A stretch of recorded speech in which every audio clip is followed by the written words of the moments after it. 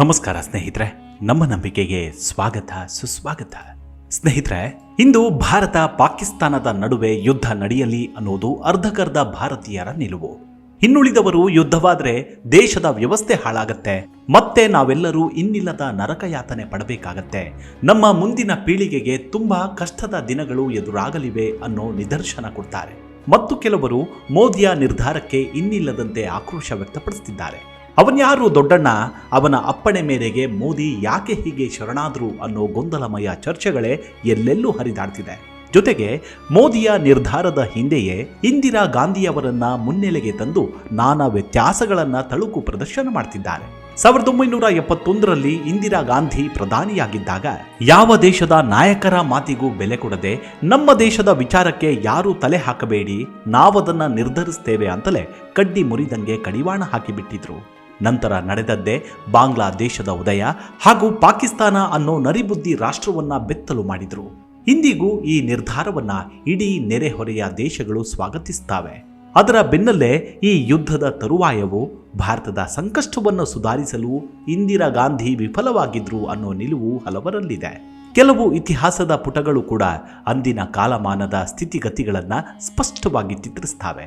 ಅಷ್ಟಕ್ಕೂ 1971ರಲ್ಲಿ ನಡೆದ ಯುದ್ಧ ಯಾಕಷ್ಟು ಮಹತ್ವವನ್ನು ಪಡೆದುಕೊಳ್ತು, ಅದರ ಹಿಂದಿದ್ದ ಉದ್ದೇಶವಾದರೂ ಏನು, ಆ ಪರಿಸ್ಥಿತಿಯನ್ನ ಇಂದಿರಾ ಗಾಂಧಿ ನಿಭಾಯಿಸಿದ್ದೇಗೆ ಅನ್ನೋದನ್ನ ಇಂದಿನ ಸಂಚಿಕೆಯಲ್ಲಿ ನೋಡೋಣ. ಅದಕ್ಕೂ ಮುನ್ನ ನಮ್ಮ ನಂಬಿಕೆಗೆ ನಿಮ್ಮ ಬೆಂಬಲವಿರಲಿ. ಸ್ನೇಹಿತರೆ, 1971ರ ಭಾರತ ಪಾಕಿಸ್ತಾನ ಯುದ್ಧದ ಸಮಯದಲ್ಲಿ ಪೂರ್ವ ಪಾಕಿಸ್ತಾನ ಅಂದರೆ ಇಂದಿನ ಬಾಂಗ್ಲಾದಿಂದ ಬಂದಿದ್ದ 10 ದಶಲಕ್ಷಕ್ಕೂ ಹೆಚ್ಚು ನಿರಾಶ್ರಿತರನ್ನ ಕಾಪಾಡುವ ಹೊಣೆ ಅಂದಿನ ಪ್ರಧಾನಮಂತ್ರಿಯಾಗಿದ್ದ ಇಂದಿರಾ ಗಾಂಧಿಯವರ ಮುಂದಿತ್ತು. ಅದಕ್ಕಾಗಿ ರಕ್ಷಣೆ ಬೇಡಿ ಬಂದವರ ಹೊಣೆ ನಮ್ಮದು ಎಂಬ ನಿರ್ಧಾರ ತಳೆದು ಬಹುಮುಖಿ ಕಾರ್ಯತಂತ್ರವನ್ನು ರೂಪಿಸಿದ್ರು ಅಂದಿನ ಪ್ರಧಾನಿ ಇಂದಿರಾ ಗಾಂಧಿ. ಆ ಕ್ಲಿಷ್ಟ ಪರಿಸ್ಥಿತಿಯಲ್ಲೂ ಪ್ರಧಾನಿ ಇಂದಿರಾ ಗಾಂಧಿಯವರು ಗಮನಾರ್ಹವಾಗಿ ತಾಳ್ಮೆಯಿಂದ ಸಂಯಮದಿಂದ ನಿಭಾಯಿಸಿದರು. ಪಾಕಿಸ್ತಾನವನ್ನ ಸದೆಬಡಿದು ಪಾಕಿಸ್ತಾನವನ್ನ 2 ಭಾಗಗಳಾಗಿ ವಿಭಜಿಸುತ್ತಾರೆ. ಪಾಕಿಸ್ತಾನ ಜನಸಂಖ್ಯೆಯ 60%ಕ್ಕಿಂತಲೂ ಹೆಚ್ಚು ಜನರನ್ನ ಒಳಗೊಂಡಂತಹ ಹೊಸ ದೇಶವಾಗಿ ಬಾಂಗ್ಲಾದೇಶವನ್ನ ರಚಿಸುತ್ತಾರೆ. ಹೀಗೆ 1971ರ ಗೆಲುವು ಹಲವು ಅಂಶಗಳಿಂದ ಮಹತ್ವದ್ದಾಗಿದೆ. ಈ ಯುದ್ಧಕ್ಕೆ ಮೂಲ ಕಾರಣವೆಂದರೆ ಪೂರ್ವ ಪಾಕಿಸ್ತಾನದ ಸ್ಥಳೀಯ ಜನಸಂಖ್ಯೆಯು ಪಾಕಿಸ್ತಾನಿ ಸೈನ್ಯ ಮತ್ತು ನಾಗರಿಕ ಸೇವೆಗಳ ಬಗ್ಗೆ ತೀವ್ರ ದ್ವೇಷವನ್ನು ಹೊಂದಿತ್ತು. ಈ ಬಗ್ಗೆ ಭಾರತದಲ್ಲಿ ಬಹುತೇಕ ಸರ್ವಾನುಮತದ ಅಭಿಪ್ರಾಯವಿತ್ತು. ಈ ಕಾರಣಕ್ಕಾಗಿ ಇಂದಿರಾ ಗಾಂಧಿಯವರನ್ನ ಸಂಪೂರ್ಣವಾಗಿ ಬೆಂಬಲಿಸುತ್ತಾರೆ. 1971ರ ನಂತರ ಮೊದಲ ಬಾರಿಗೆ ಭಾರತೀಯ ಮುಸಲ್ಮಾನರು ಪಾಕಿಸ್ತಾನ ತಮಗೆ ಯಾವುದೇ ಭರವಸೆಯನ್ನ ನೀಡಲಿಲ್ಲ, ಇಲ್ಲಿ ಭವಿಷ್ಯವಿಲ್ಲ ಎಂದು ಅರಿವಾಗತ್ತೆ. ಆ ಅರಿವು ಭಾರತೀಯ ಮುಸಲ್ಮಾನರನ್ನ ಸರಿಯಾದ ಹಾದಿಯಲ್ಲಿ ತಂದು ನಿಲ್ಲಿಸಿತ್ತು. ಅಂದ್ರೆ ಭಾರತದಲ್ಲಿ ನೆಲೆ ನಿಲ್ಲುವಂತಾಯಿತು. ಮಾತ್ರವಲ್ಲದೆ ಮುಸಲ್ಮಾನರ ನಡುವಿನ ಕಿತ್ತಾಟದ ಪರಿಸ್ಥಿತಿಯನ್ನ ಎದುರಿಸಲು, ಅದರ ವಿರುದ್ಧ ಸಿಡಿದೇಳಲು ಮತ್ತು ತಮ್ಮನ್ನ ತಾವು ಸಮರ್ಥಿಸಿಕೊಳ್ಳಲು ಧೈರ್ಯ ಮತ್ತು ದೃಢ ಸಂಕಲ್ಪವನ್ನು ನೀಡಿತ್ತು. ಅದಕ್ಕೆ ನೆರವಾಗಿದ್ದೇ ಅಂದಿನ ಪ್ರಧಾನಿ ಇಂದಿರಾ ಗಾಂಧಿ. ಇತಿಹಾಸಕಾರ ಶಹಾಬುದ್ದೀನ್ ಅವರ ಪ್ರಕಾರ ಬಾಂಗ್ಲಾದೇಶದ ರಚನೆಯು ಭಾರತೀಯ ಮುಸಲ್ಮಾನರು ಭಾರತೀಯ ರಾಜಕೀಯದಲ್ಲಿ ಒಂದು ಅಂಶವಾಗಿ ಹೊರಹೊಮ್ಮಲು ಉತ್ತೇಜನ ನೀಡಿತು ಎಂದು ಬರೆದಿದ್ದಾರೆ. 1971ರ ಮೊದಲು ಭಾರತೀಯ ಮುಸಲ್ಮಾನರು ತಮ್ಮ ಅಭಿಪ್ರಾಯಗಳನ್ನು ವ್ಯಕ್ತಪಡಿಸುತ್ತಿರಲಿಲ್ಲ. 1971ರ ನಂತರವೇ ಭಾರತೀಯ ಮುಸಲ್ಮಾನರು ತಮ್ಮ ಅಭಿಪ್ರಾಯಗಳಿಗೆ ಧ್ವನಿ ನೀಡಲು ಪ್ರಾರಂಭಿಸಿದರು ಮತ್ತು ರಾಷ್ಟ್ರೀಯ ಮುಖ್ಯವಾಹಿನಿಯ ಭಾಗವಾದರು ಎನ್ನುತ್ತಾರೆ ಶಹಾಬುದ್ದೀನ್. ಹೀಗೆ ನಿಜವಾದ ಯುದ್ಧ ಶುರುವಾಗಿದ್ದು ಡಿಸೆಂಬರ್ 3, 1971ರಂದು. ಇಂದಿರಾ ಗಾಂಧಿಯವರು ಮಾರ್ಚ್ 27, 1971ರಲ್ಲೇ ಲೋಕಸಭೆಗೆ ಹೀಗೆ ಹೇಳಿದರು: ಇಂತಹ ಗಂಭೀರ ಕ್ಷಣದಲ್ಲಿ ನಾವು ಆಡಳಿತ ಪಕ್ಷದವರಾಗಿ ಕಡಿಮೆ ಮಾತನಾಡಿದ್ದಷ್ಟು ಅದು ಉತ್ತಮವಾಗಿರುತ್ತೆ ಎಂಬ ಭಾವನೆ ನನ್ನದು ಅಂತ ಹೇಳ್ತಾರೆ. ಅದೇ ದಿನ ರಾಜ್ಯಸಭೆಯಲ್ಲಿ ಮಾತನಾಡುತ್ತಾ ಒಂದು ತಪ್ಪು ಹೆಜ್ಜೆ, ಒಂದು ತಪ್ಪು ಮಾತು ಎಲ್ಲರೂ ನಿರೀಕ್ಷಿಸುವುದಕ್ಕಿಂತಲೂ ವಿಭಿನ್ನವಾದ ಪರಿಣಾಮವನ್ನು ಬೀರಬಹುದು ಅಂತ ಹೇಳ್ತಾರೆ. 1971ರ ಮಾರ್ಚ್ ಮತ್ತು ಅಕ್ಟೋಬರ್ ನಡುವೆ 6 ತಿಂಗಳಿಗೂ ಹೆಚ್ಚು ಕಾಲ ಇಂದಿರಾ ಗಾಂಧಿ ವಿಶ್ವ ನಾಯಕರಿಗೆ ಪತ್ರಗಳನ್ನು ಬರೆದು ಭಾರತದ ಗಡಿಯಲ್ಲಿನ ಪರಿಸ್ಥಿತಿಯ ಬಗ್ಗೆ ಉಲ್ಲೇಖಿಸಿದರು. ಇಂದಿರಾ ಗಾಂಧಿ ಮಾಸ್ಕೋಗೆ ಭೇಟಿ ನೀಡುತ್ತಾರೆ. ಜರ್ಮನಿ, ಫ್ರಾನ್ಸ್, ಬ್ರಿಟನ್, ಬೆಲ್ಜಿಯಂ ಮತ್ತು USA ಗಳಲ್ಲಿ 21 ದಿನಗಳ ಪ್ರವಾಸವನ್ನು ಕೈಗೊಳ್ಳುತ್ತಾರೆ. ಪೂರ್ವ ಪಾಕಿಸ್ತಾನದಲ್ಲಿ ನಾಗರಿಕರ ನಿರ್ದಯ ಹತ್ಯೆ ಮತ್ತು ಜನರಲ್ ಟಿಕ್ಕಾ ಖಾನ್ ಅವರ ಕ್ರೌರ್ಯದ ಬಗ್ಗೆ ವಿಶ್ವದೆದುರು ಮನವರಿಕೆ ಮಾಡುವ ಕೆಲಸ ಮಾಡ್ತಾರೆ. ಬಾಂಗ್ಲಾದೇಶದ ಮಾನ್ಯತೆಗಾಗಿ ವಿರೋಧ ಪಕ್ಷಗಳು ಹೆಚ್ಚು ಗದ್ದಲ ಎಬ್ಬಿಸಿದಾಗ ಇಂದಿರಾ ಗಾಂಧಿ ಆಗಸ್ಟ್ 1971ರಲ್ಲಿ ಹೀಗೆ ಹೇಳ್ತಾರೆ: ದೇಶದಲ್ಲಿ ಕೆಲವರು ಬಾಂಗ್ಲಾದೇಶದ ವಿಷಯವನ್ನ ರಾಜಕೀಯ ಲಾಭ ಮಾಡಿಕೊಳ್ಳಲು ಪ್ರಯತ್ನಿಸುತ್ತಿದ್ದಾರೆ. ಇಂತಹ ಬೇಜವಾಬ್ದಾರಿತನಕ್ಕೆ ಇದು ಅವಕಾಶವಲ್ಲ. ಸರ್ಕಾರವು ಅಂತಹ ಯಾವುದೇ ಹೆಜ್ಜೆಯನ್ನು ಅವರ ಪ್ರಶ್ನೆಯ ಎಲ್ಲಾ ಅಂಶಗಳನ್ನು ಎಚ್ಚರಿಕೆಯಿಂದ ಪರಿಗಣಿಸಿದ ನಂತರವೇ ತೆಗೆದುಕೊಳ್ಳುತ್ತದೆ ಎಂದಿದ್ರು. ಹೀಗೆ 1970-71ರ ನಡುವೆ ಪಾಕಿಸ್ತಾನವು ಅಂತರ್ಯುದ್ಧವನ್ನು ಎದುರಿಸುತ್ತೆ. ಅಲ್ಲಿ ದೇಶದ ಜನಸಂಖ್ಯೆಯ ಪೂರ್ವ ಭಾಗವನ್ನ ಪಶ್ಚಿಮ ಪ್ರದೇಶದ ನಾಗರಿಕ ಮತ್ತು ರಕ್ಷಣಾ ಸಿಬ್ಬಂದಿ ನಿಯಂತ್ರಿಸುತ್ತಿದ್ರು. ಬಾಂಗ್ಲಾದ ಭಾಷೆ, ಪದ್ಧತಿಗಳು ಮತ್ತು ಪರಂಪರೆಯ ಬಗ್ಗೆ ಅವರಿಗೆ ಯಾವುದೇ ಗೌರವ ಇರಲಿಲ್ಲ. 1970ರಲ್ಲಿ ಶೇಖ್ ಮುಜಿಬುರ್ ರೆಹಮಾನ್ ನೇತೃತ್ವದ ಅವಾಮಿ ಲೀಗ್ ಪಾಕಿಸ್ತಾನದ 313 ಸಂಸದೀಯ ಸ್ಥಾನಗಳಲ್ಲಿ 169 ಸ್ಥಾನಗಳನ್ನು ಗೆದ್ದಿತ್ತು. ಆದರೆ ಅವರಿಗೆ ಪ್ರಧಾನಮಂತ್ರಿ ಹುದ್ದೆ ನಿರಾಕರಿಸಲಾಗುತ್ತೆ. ವಾಸ್ತವವಾಗಿ ಪಾಕಿಸ್ತಾನದ ಮಿಲಿಟರಿ ಸರ್ವಾಧಿಕಾರಿ ಜನರಲ್ ಯಾಹಿಯಾ ಖಾನ್ ಮುಜಿಬುರ್ ರೆಹಮಾನ್ ಅವರನ್ನು ಬಂಧಿಸಿ ಪೂರ್ವ ಪಾಕಿಸ್ತಾನದ ಮೇಲೆ ನಿರ್ದಾಕ್ಷಿಣ್ಯ ಸಮರ ಸಾರಿದ. ಈ ಅವಧಿಯಲ್ಲಿ 3-5 ಲಕ್ಷ ಜನರು ಸತ್ತಿದ್ದಾರೆ ಎಂದು ಇತಿಹಾಸಕಾರರು ಉಲ್ಲೇಖಿಸುತ್ತಾರೆ. ಆದರೆ ಇಂದಿಗೂ ಬಾಂಗ್ಲಾದೇಶ ಸರ್ಕಾರ ಈ ದುರಂತದಲ್ಲಿ 30 ಲಕ್ಷ ಜನರು ಹತರಾದರು ಎಂದು ವಿಷಾದಿಸುತ್ತೆ. ಅಲ್ಲದೆ ಈ ಸಮಯದಲ್ಲಿ ಸಾವು ನೋವುಗಳ ನಡುವೆ ಸಹಸ್ರಾರು ಹೆಣ್ಣು ಮಕ್ಕಳನ್ನ ಅತ್ಯಾಚಾರ ಮಾಡಲಾಯಿತಂತೆ. ಈ ಒಂದು ನೀಚತನವೇ ಮೊದಲ ಬಾರಿಗೆ ಯುದ್ಧದ ಅಸ್ತ್ರವನ್ನಾಗಿ ಬಳಸಿಕೊಳ್ಳಲಾಯಿತು. ಇಲ್ಲಿಗೆ ಯುದ್ಧವು ಅನಿವಾರ್ಯವಾಗಿತ್ತು. ಅಂದಾಜಿನ ಪ್ರಕಾರ 3 ಲಕ್ಷಕ್ಕೂ ಹೆಚ್ಚು ಬಂಗಾಳಿ ಮಾತನಾಡುವ ಸ್ತ್ರೀ ಯುವತಿಯರ ಮೇಲೆ ಅತ್ಯಾಚಾರ ನಡೆದಿತ್ತು ಎಂದು ಇತಿಹಾಸ ಹೇಳುತ್ತೆ. ಬಾಂಗ್ಲಾ ವಿಮೋಚನಾ ಚಳುವಳಿಯು ಮುಕ್ತಿ ಬಹಿನಿಯ ಆಶ್ರಯದಲ್ಲಿ ಗೆರಿಲ್ಲಾ ಯುದ್ಧವನ್ನು ಆರಂಭಿಸುತ್ತೆ. ರೈಲು ಮಾರ್ಗಗಳು ಮತ್ತು ಸೇತುವೆಗಳನ್ನು ಸ್ಫೋಟಿಸಿದಾಗಲೂ ಪಾಕಿಸ್ತಾನ ಸೇನೆಯು ಬರ್ಬರ ದಾಳಿಯನ್ನೇ ಪ್ರಾರಂಭಿಸಿತ್ತು. ಯಾಹಿಯಾ ಖಾನ್ ಮತ್ತು ಟಿಕ್ಕಾ ಖಾನ್ ತಾಳ್ಮೆ ಕಳೆದುಕೊಂಡಾಗಲೂ ಇಂದಿರಾ ಗಾಂಧಿ ತಮ್ಮ ಸಮಯಕ್ಕಾಗಿ ಕಾದು ಕುಳಿತಿದ್ರು. ಡಿಸೆಂಬರ್ 3, 1971ರಂದು ಶ್ರೀನಗರದಿಂದ ಬಾರ್ಮರ್ ವರೆಗಿನ 8 ವಾಯು ನೆಲೆಗಳ ಮೇಲೆ ಪೂರ್ವಭಾವಿ ದಾಳಿ ನಡೆಸಲಾಗುತ್ತೆ. ಆ ದಿನ ಇಂದಿರಾ ಗಾಂಧಿ ಕಲ್ಕತ್ತಾದಲ್ಲಿದ್ರು. ಈ ಯುದ್ಧದ ತೀವ್ರತೆಯನ್ನು ಅರಿತ ಇಂದಿರಾ ಗಾಂಧಿ ಇದರ ಕುರಿತಾಗಿಯೇ ಉದ್ದೇಶಿಸಿ ಮಾತನಾಡಲು ದೆಹಲಿಗೆ ಧಾವಿಸುತ್ತಾರೆ.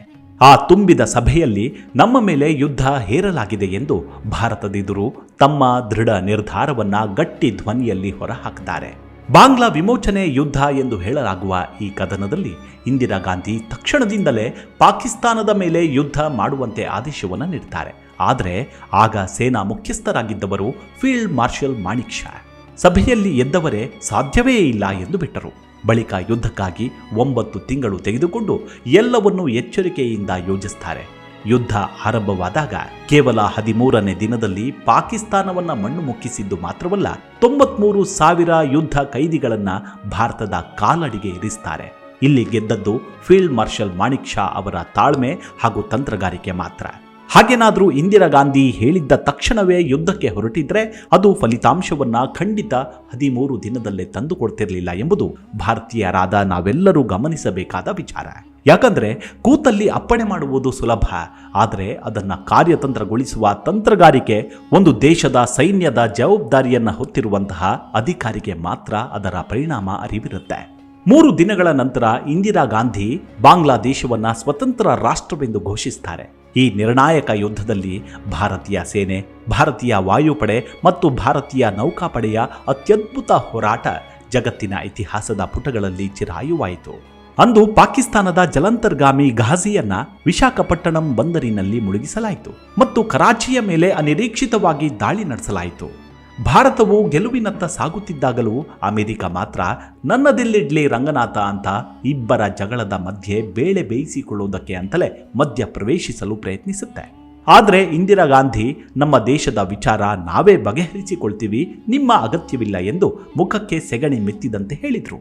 ಆದರೂ ಅಮೆರಿಕ ತನ್ನ 7th ಬೆಟಾಲಿಯನ್ ಅನ್ನ ಬಂಗಾಳ ಕೊಲ್ಲಿಯ ಕಡೆಗೆ ಸ್ಥಳಾಂತರಿಸುತ್ತೆ. ಹಿಂದಿನ USSR USA ನೌಕಾಪಡೆಯನ್ನ ಎದುರಿಸಲು ವ್ಲಾಡಿವೋಸ್ಟಾಕ್ನಿಂದ ಒಂದು ನೌಕಾಪಡೆಯನ್ನ ಸ್ಥಳಾಂತರಿಸಿದಾಗ ಇತ್ತ ಕಡೆ ಚೀನಾ ತನ್ನ ತಟಸ್ಥತೆಯನ್ನ ಕಾಯ್ದುಕೊಳ್ಳುತ್ತೆ. ಅಲ್ಲಿಗೆ ಪಾಕಿಸ್ತಾನ ಏಕಾಂಗಿಯಾಗಿತ್ತು. ಯುದ್ಧ ಆರಂಭವಾದ 13 ದಿನಗಳ ನಂತರ ಡಿಸೆಂಬರ್ 16ರ ಹೊತ್ತಿಗೆ ಪಾಕಿಸ್ತಾನದ ಕಮಾಂಡರ್ ಜನರಲ್ ಅಮೀರ್ ಅಬ್ದುಲ್ಲಾ ಖಾನ್ ನಿಯಾಜಿ ತನ್ನ ಸರ್ವಿಸ್ ರಿವಾಲ್ವರ್ ಅನ್ನ ಭಾರತೀಯ ಲೆಫ್ಟಿನೆಂಟ್ ಜನರಲ್ JS ಅರೋರಾ ಅವರಿಗೆ ಹಸ್ತಾಂತರಿಸಿ ಶರಣಾದ. ಬಳಿಕ ಆತನೊಂದಿಗೆ 93,000 ಪಾಕ್ ಸೈನಿಕರು ಮಂಡಿಯೂರಿದ್ರು. ಅಲ್ಲಿಗೆ ಭಾರತ ಪಾಕಿಸ್ತಾನಕ್ಕೆ ಮಣ್ಣು ಮುಕ್ಕಿಸಿ ಬಾಂಗ್ಲಾಗೆ ವಿಮೋಚನೆ ಮಾಡಿ ವಿಶ್ವದೆದುರು ಎದೆಯುಬ್ಬಿಸಿ ನಿಂತಿತ್ತು. ಈ ವಿಜಯದ ನಂತರ ಇಂದಿರಾ ಗಾಂಧಿಯವರು ಕದನ ವಿರಾಮವನ್ನು ಘೋಷಿಸಿದರು. ಭಾರತದ ಮಹತ್ವಾಕಾಂಕ್ಷೆ ಪ್ರಾದೇಶಿಕವಲ್ಲ ಅಥವಾ ಸೇಡಿನ ಆಡಳಿತವಲ್ಲ ಎಂದು ಜಗತ್ತಿಗೆ ಸ್ಪಷ್ಟಪಡಿಸುತ್ತಾರೆ.